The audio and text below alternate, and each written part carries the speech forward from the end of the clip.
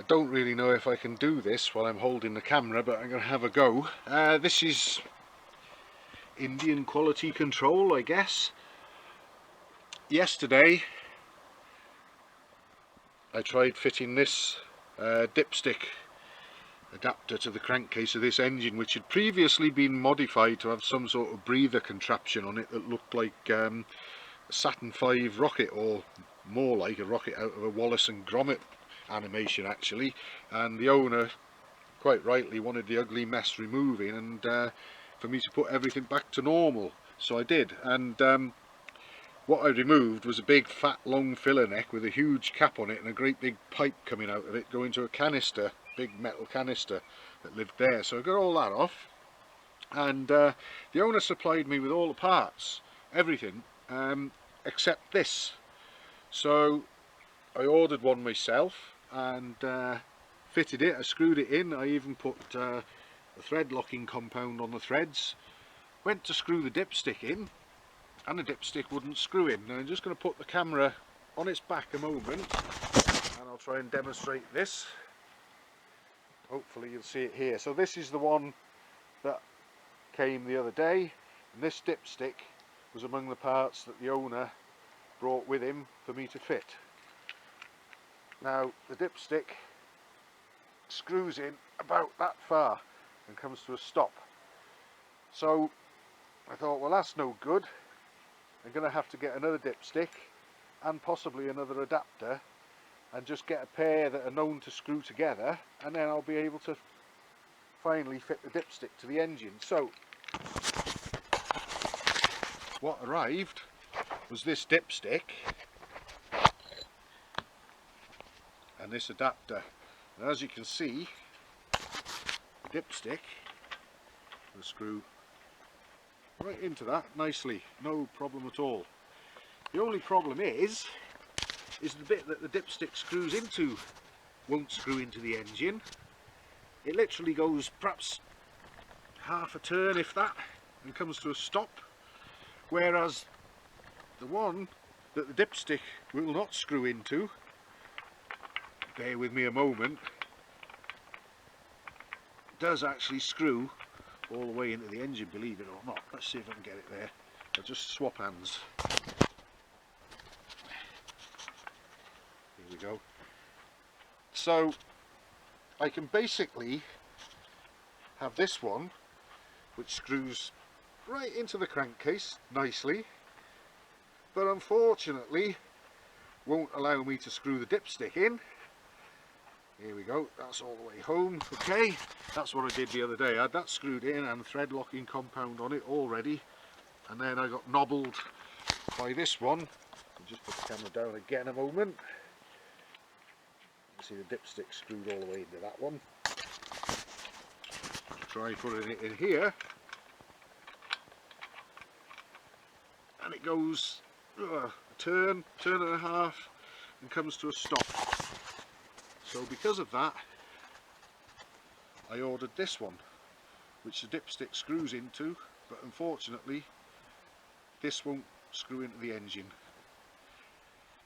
Now that's the sort of difference between something like this, made in India, and stuff perhaps made in China, and stuff that used to be made in Britain. Now this being made in Britain, and we were, I don't know, let's say 40, 50 years ago, and I'd ordered the parts there for that, they would have fitted perfectly and screwed in perfectly, and we'd be back on the road again. But as it is, it looks like I've got more hurdles to clear and obstacles to overcome before I can say that this bike is finished. Everything else is done. I've half rebuilt the gearbox to fit a kickstart pole and done all the other jobs to it. I can't go up the road and try it out though until this is sorted, and that really is not good at all. That is what, as they said in the Father Ted, shoddy workmanship. Well, here we are, finally, after quite a bit of work with a thread file with the adapter collar there held in a chuck of the lathe, and turning it by hand and running the thread file on it, and then cleaning the threads down with emery cloth afterwards, I finally, after a few attempts, got this where it would screw in, not exactly easily. I use these actually to sort of get it the last halfway in, but at least it's gone all the way in, and I've got thread locking compound on it where it screws into the crankcase, so it's actually fitted for good now, and we've got a dipstick there that we can screw in and out, so that's actually progress. But they were parts that were supposed to fit straight out of the box and they just didn't, but at last we've got something resembling some sense, and I may even be able to run this engine now and hopefully check that it's all okay. So progress at last. This Royal Enfield 500 Electra X is Asbo 41, and we've seen rides on it from when I tuned it back a year or two ago, whenever it actually was now, I'm not sure, but it went very well. The owner brought it back here recently because the kickstart pole was worn and the kickstart was slipping, so I partially stripped the gearbox to fit a new one of those, and I was asked to remove this apparatus, whatever you want to call it. It sort of looks like a cross between a thermos flask and Wallace and Gromit's spacecraft, but it was that as a breather catch tank which was fastened down here on top of the engine casing at the back of the barrel and underneath the carburetor, and then it had a great hose going from it into this extended filler neck which you see here, which has been removed. And we've already seen, I've discussed some of the fun that I ran into trying to retrospectively fit the correct parts, but they're there now anyway. And I also found that the push rods needed backing off a little bit. They were so tight, in fact, that once I got the kickstart mechanism working, I realised there wasn't much compression, and it was actually chuffing through the carburetor when it should have been on compression, and I slackened the push rod adjusters off, and luckily and happily the compression came back and now it's running fine. And as usual, it's time to take a run on it and just make sure all is well and check that it's running well enough, and hopefully that there's no leaks or anything else possibly going on with the breather apparatus. I've got the proper brand new catch bottle that the owner bought there. It's all the original type equipment that's gone back on in place of that monstrosity. So we'll see how it goes. Take a short run to the next village, down the hill, again turn right for the roundabout, round the roundabout and head for home, and then have a look and see how it's been going and what things are looking like. Right, let's go for a ride on Asbo 41 and see if all is well in its world.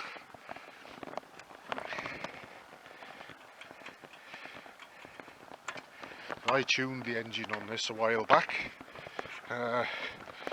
No more's been done to it since then, except obviously the gearbox work I talked about to fix the kickstart, and the reinstatement of an original factory style breather.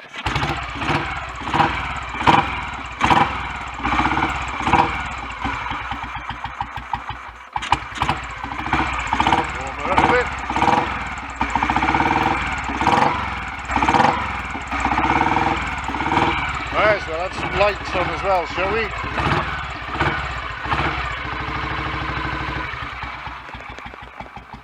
Might as well use the lights, seeing as we've got them.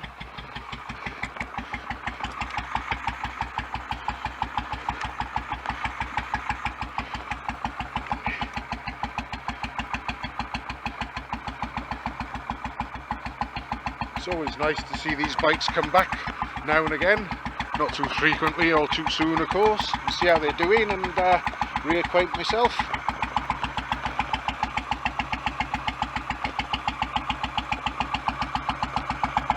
This one's 41, the engine for number 47 went home the other day, and I'm part way through doing 48, which is one of the fewer unit engines that I tune as well. Anyway, let's have a short ride on this one. 2 bikes in one day.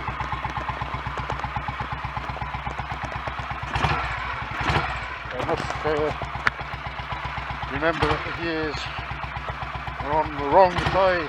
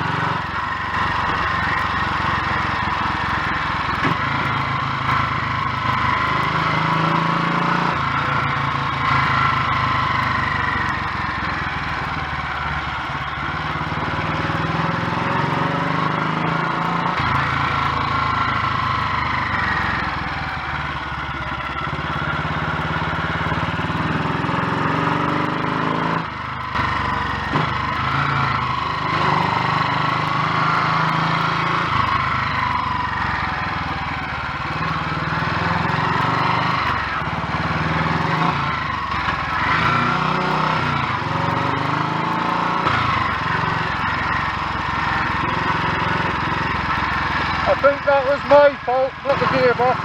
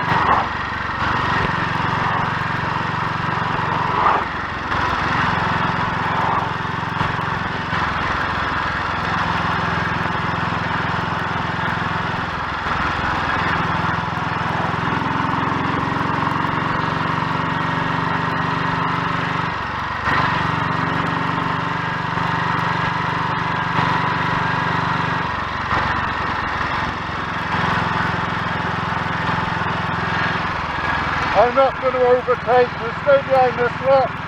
I'll turn around up at the end here, see if we can get a quicker run back.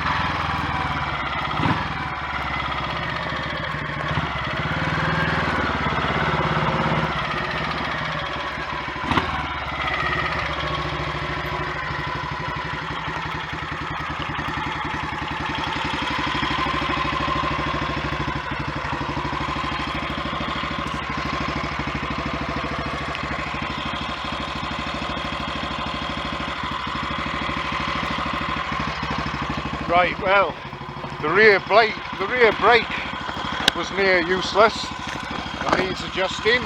Other than that,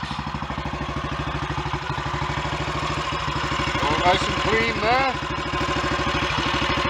Might be able to turn the tick over down a little, possibly. Oh, hello. We have got a bit of oil come out somewhere. I'll have to have a look at the catch can and see what's going on, but it's got all the factory connections and hoses and everything on it. I'll have a look at that in a minute, but the engine itself is clean.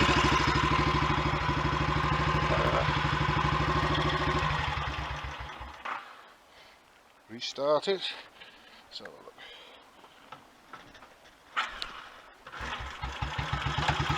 Yeah, that's all good.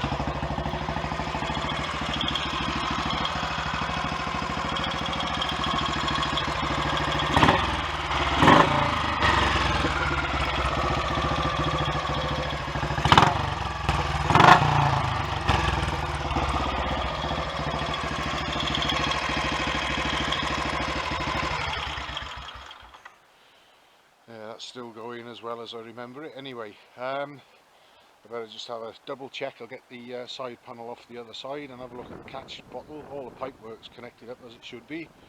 Just check that out, and probably adjust the rear brake too might not be a bad idea. And I think then this is another one that could probably go home soon. I've just been having a look at why I had that oiliness around the back end after fitting the factory type breather, which is what the owner wanted me to do.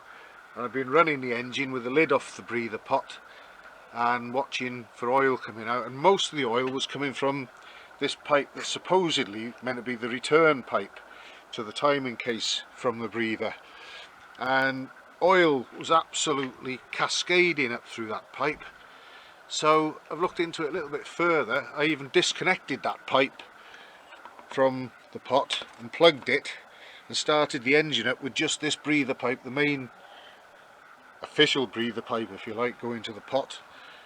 And the oil that came up there in no time at all, well, it made a hell of a mess. I've got all that stuff down trying to soak it up, and I've just been investigating and I can't believe what I found here.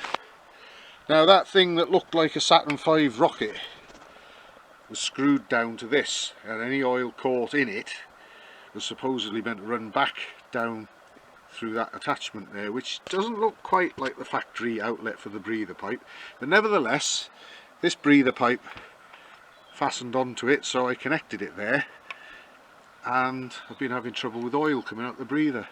Look at this. This goes right down into the oil tank, well below the level of the oil, so any pressure that's trying to get out, breathe out through there, is creating pressure on top of the oil and forcing it up through this, what you might as well call standpipe. So it's no wonder that oil was getting everywhere and making a mess. So I'm going to cut that off, and I'll just have this screwed into the top of the crankcase and then put the rubber pipe on there, and I'm pretty sure that it will breathe in a normal manner then and not make this hideous mess that it's been making of itself. But who in their right minds comes up with things like that when it's a breather and you've got about, I would say, when the oil level's up to the full mark, you're probably going to have 2 or maybe 3 inches of that tube submerged in oil, so the oil is just going to blow out of there straight away. The mind boggles, it really does, but at least I found a reason and I'm going to sort it out right now.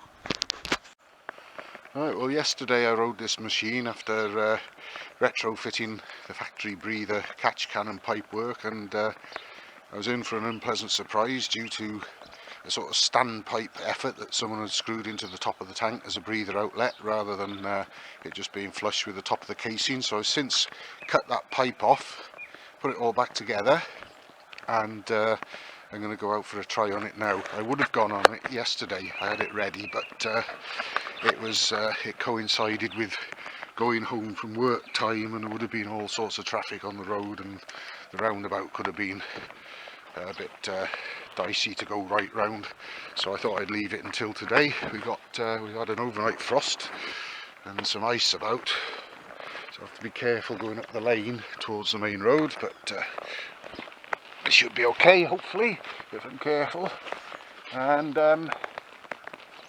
hopefully I'll get back and find out that maybe all the oil is still in the engine oil tank and where it should be, rather than all over the rear end and the back tyre like it was yesterday when I got back.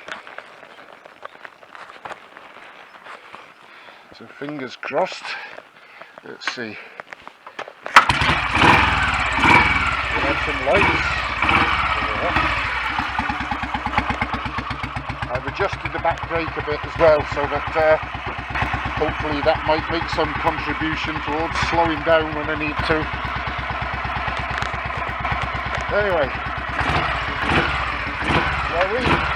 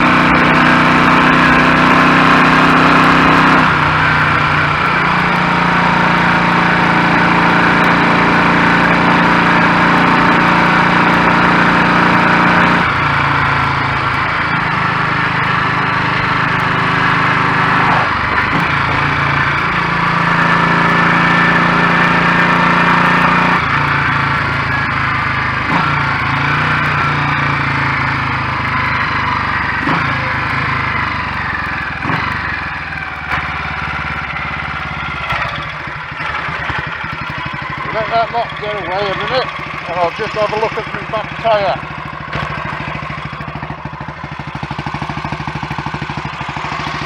All looks okay.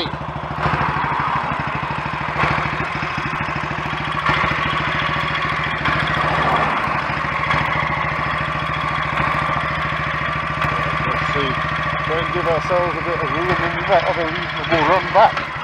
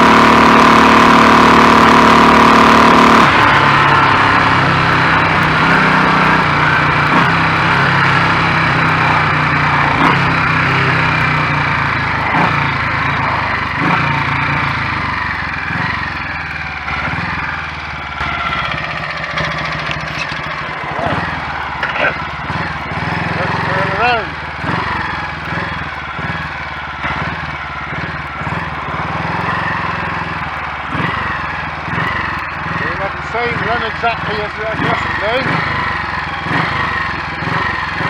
Check on the oil, see the situation when we get back.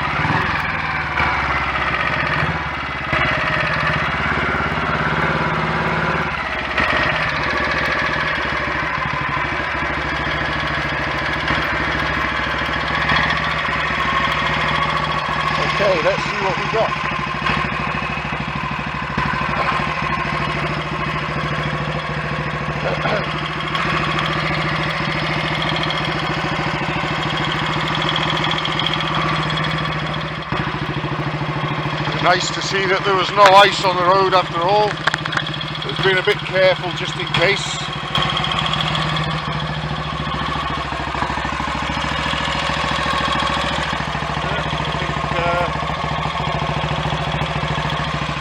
I hope we're all good there.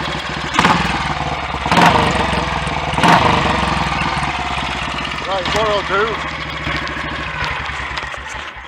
I'll stop it, just put the camera down there for a moment. I'm going to get a tissue and I'm going to get the dipstick out and wipe it. Let's see what we got. I hope. Let's see. Bear with me a sec. Yeah, it's not a bad view of the sky anyway, is it? Right, now then, I've got my tissue. I'm going to get this dipstick out next. Give it a wipe, plunge it back in and hopefully find that there's still oil showing on it. Put the camera there again a moment. Wipe the dipstick. Now then, let's see. I'll try and hold the camera and the dipstick together at the same time. We'll pop that in there, like that. Yes, right up to the full mark. Excellent. All the oil has stayed where it's supposed to be, and it got a fair bit of stick there. It's going very well. Like I say, this is one of the Asbo machines. It's Asbo 41, so it should go pretty well. I think we finally are in a position where I can contact the owner and say, come and get your bike. It's ready to go home and be enjoyed again.